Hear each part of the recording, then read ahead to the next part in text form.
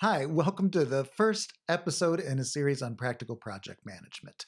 Today, we're going to talk about how to set up a project for success right at the very beginning through writing a business case, working with your stakeholders to understand their needs and what they value, coming up with realistic benefits and objectives for the project, and ultimately coming up with a success criteria so you know what the end goals are. And working collaboratively with your different stakeholders to come up with a unifying vision that everyone can rally behind and how it can really make your project go a lot smoother.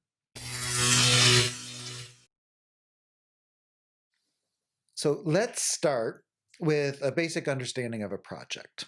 So organizations have their business as usual way of operating. The bookkeepers keep track of money coming in and going out, and manufacturers keep making their widgets, and IT support keeps supporting IT.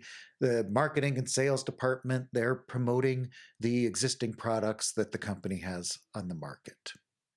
You get the idea. It's business as usual. It's normal operations. Projects are bringing some sort of change to the way things are normally done. Maybe they're adding some modules to the accounting system that improves the way the bookkeepers are keeping track of money.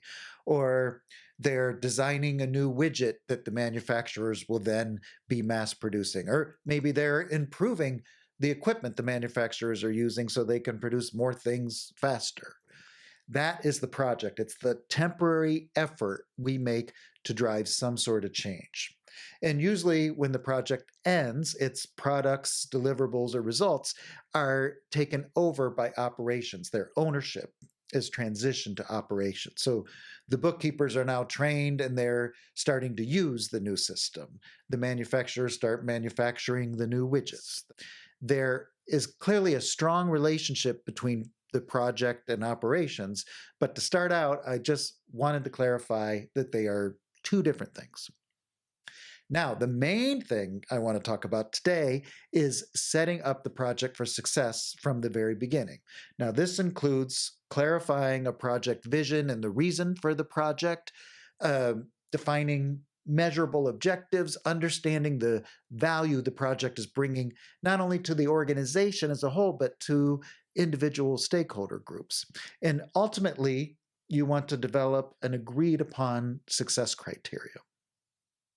So, very often, how it might work is that someone comes up with an idea for a project and they pitch it to upper management in order to get funding. And then they proceed to execute their idea. And clearly, the people funding the project are key stakeholders.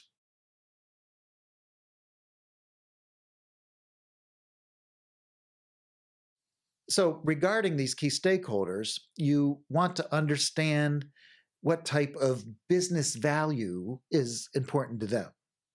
Is it purely financial? Are they concerned about revenue, return on investment, expanding the market share? Or are they interested in how the project contributes to some larger strategic objective? The company is moving from a current state to a defined future state.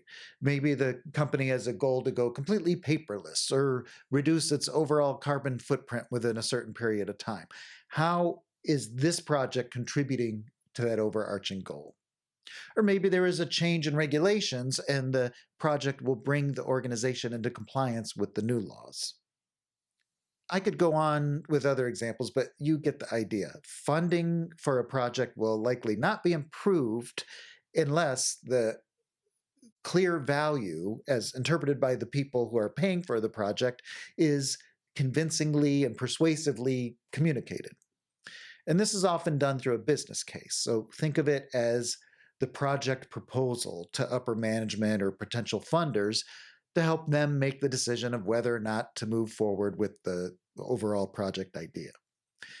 At this point, the project manager may not even be involved. I mean, it's not even technically a project yet. It's just an idea, it's just a pitch. Typically, the business case includes the reason for the project, and this could be the problem that needs to be addressed or resolved, the opportunity that should be taken advantage of, the technology gap that needs to be filled. Or maybe it's more like the how this project is contributing to some grander strategic objectives, the necessary steps to move the organization from point A to point B.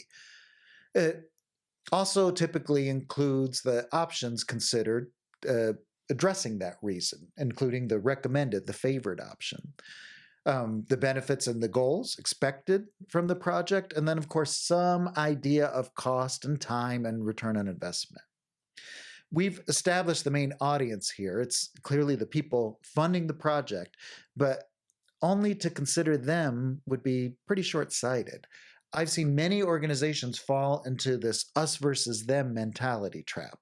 Upper management thinks they know best, they define what's needed, and they fund it and push it through. But a project can't live on upper management support alone. It's important and it can help lead to support from other stakeholders.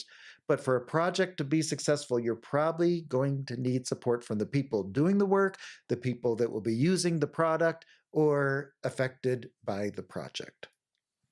Maybe you even know some companies that have developed some enterprise-wide program or initiative only to have the staff reject it after rollout. So in order to reduce those type of risks, think about the other stakeholders, the end users, the team that will be delivering the project, the operations that will be taking over ownership of the products being produced once the project closes. How is this proposal valuable to them?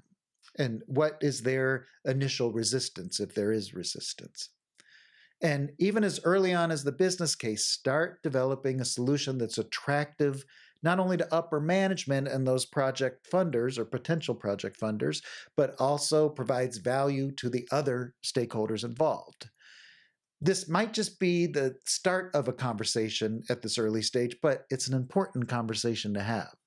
Some organizations utilize documents like a project charter, project brief, or some sort of project description to continue this discussion with a wider group of stakeholders once the business case gets approved.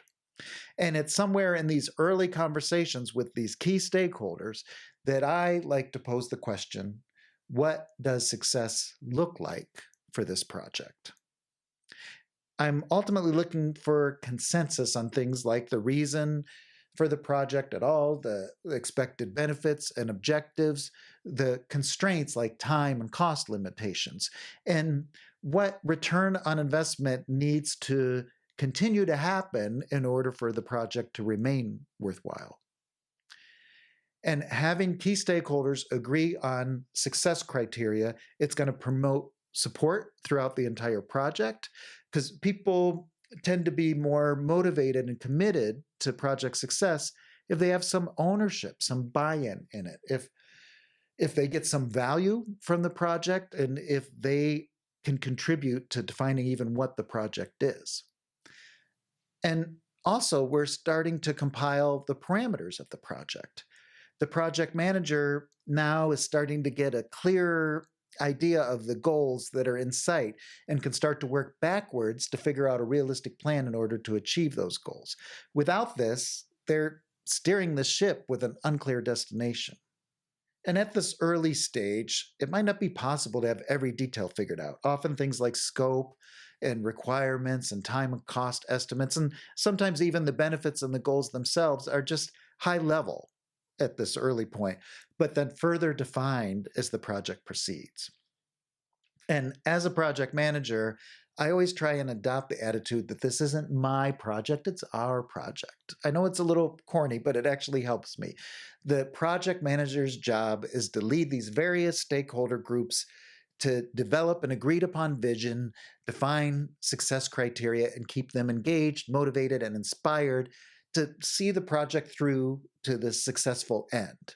In order to do this, the project manager needs to be equal parts facilitator and coach and consultant, a servant leader, therapist, visionary, organizer, reporter, and of course, a good manager. In short, the work you do early on in the project to get people involved and on the same page will make your work later in the project go much more smoothly. And there's a lot of power in uniting people behind a common goal. And from my perspective, any effort to do so is extremely worthwhile. I hope you enjoyed our first episode. Stay tuned for episode 2. I wish you all the best and stay safe.